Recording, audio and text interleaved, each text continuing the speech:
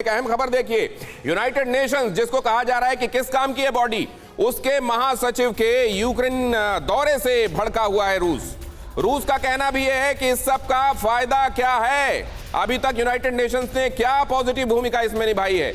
United Nations महासचिव ने Lviv में ज़ेलेंस्की से मुलाकात की। मुलाकात के बाद रूस को मिलिट्री ऑपरेशन बंद करने के लिए कहा गया। रूस ने यूनाइटेड नेशन चीफ की अपील को सिरे से खारिज किया।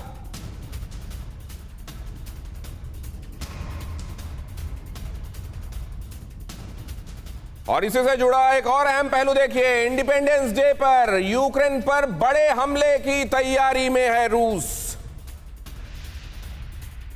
बेलारूस से बड़ा मिसाइल हमला कर सकता है रूस से ट्रेन में भरकर हथियार और मिसाइलें पहुंचे यूक्रेन। 24 अगस्त को यूक्रेन के आजादी दिवस पर हो सकता है यह हमला।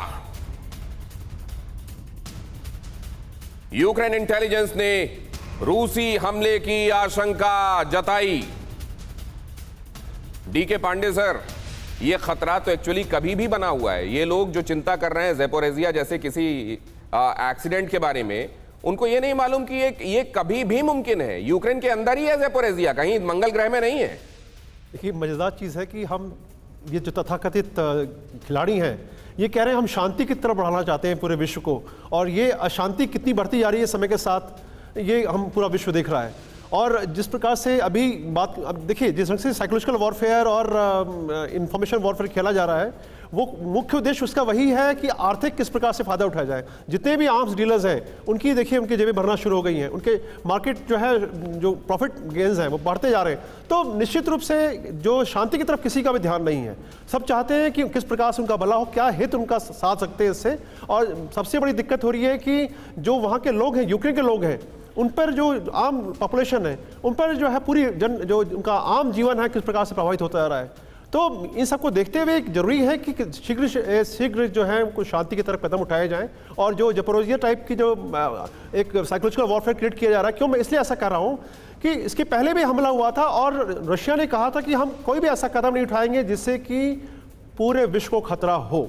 और एक बहुत ही सुलझे हुए रूप में इस बात पर वो हमेशा कायम रहा है। तो मैं उसकी इस बात पर उसकी प्रशंसा करूंगा। देखिए, हम बात जरूर कर रहे हैं न्यूक्लियर वॉरफेयर की, लेकिन एक बात जो अभी कही गई, कपिल सर कह रहे हैं कि क्यों नहीं यूनाइटेड नेशंस इस बारे में कहता कि किसी भी तरीके की एनर्जी प्रोडक्शन के लिए न्यूक्लियर का इस्तेमाल नहीं किया जाएगा। क्या ये वाकई प्रैक्टिकल सॉल्यूशन हो सकता है? क्या यूनाइटेड नेशंस को इस तरीके की किसी पहल के लिए आह्वान करना चाहिए? क्योंकि ये न्यूक्लियर रिस्क न जाने कितने तरीकों से इस समय दुनिया के सामने खुद को मैनिफेस्ट कर रहा है। यह अहम खबर देखिए, रूस के सामने किसी भी कीमत पर झुकने को तैयार नहीं है यूक्रेन। यूक्रेनी सेना के 2 Mi-8 हेलीकॉप्टर्स ने रूस पर बरसाए बॉम्ब।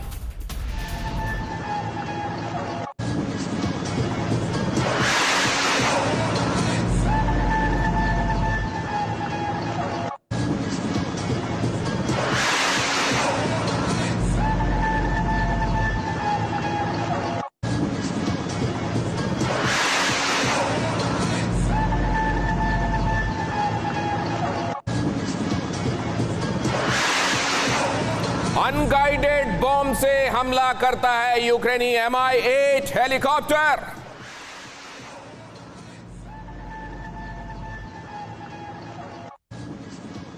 और इसी से जुड़ा एक और पहलू देखिए, यूक्रेन में जारी है जंग में मॉडर्न वेपनरी का इस्तेमाल।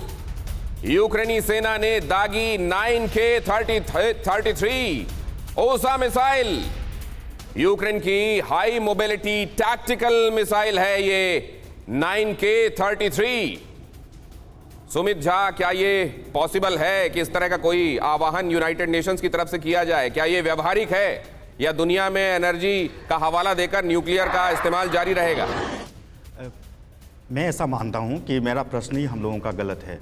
ये जो कवायद है वो यूएनओ की तरफ से नहीं होनी चाहिए। ये कवायद 5 जो दुनिया की न्यूक्लियर पावर कंट्रीज़ हैं उनकी तरफ से होनी चाहिए। और प्रश्न अब ये उठता है कि ये 5 कंट्रीज़ जो यूनाइटेड स्टेट्स, रसिया, चीन, फ्रांस और ब्रिटेन है, क्या ये तैयार होंगे अपने आप को डीन्यूक्लियराइज करने के लिए? क्या वो उनकी जो परमाणु शक्ति है उसको वो ख़त्म करेंगे? और इसका जवाब है नहीं, ऐसा नहीं होने वाला है। कपिल सर, आपकी बात तो सुमित कह रहे हैं कि ये सवाल ही गलत है, ऐसा हो नहीं सकता, यूनाइटेड नेशन आह्वान नहीं करेगा इसके लिए। देखिए, मैं इसीलिए आपको पहली बात कही कि ढपली बजाना बंद करे यूनाइटेड नेशंस, क्योंकि जो इन्होंने बात की मैं सहमत हूं इनसे कि जो 5 पावर्स वहां डोमिनेट करती हैं वो अपनी ढपली के हिसाब से करती हैं।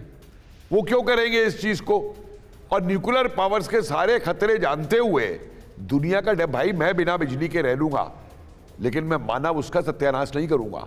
हिंदुस्तान की एक परंपरा रही है कि हमें नेचर का सम्मान करते हुए तब नेचर के साथ अपना विकास करना चाहिए, ना कि नेचर का विध्वंस करके उसको एक्सप्लॉइट करके अपना विकास करना चाहिए। इसको ये डेवलपमेंट कह रहे हैं दुनिया का, इलेक्ट्रिसिटी का और पावर का, जो डेवलपमेंट दुनिया को खत्म कर देगा। Is it development?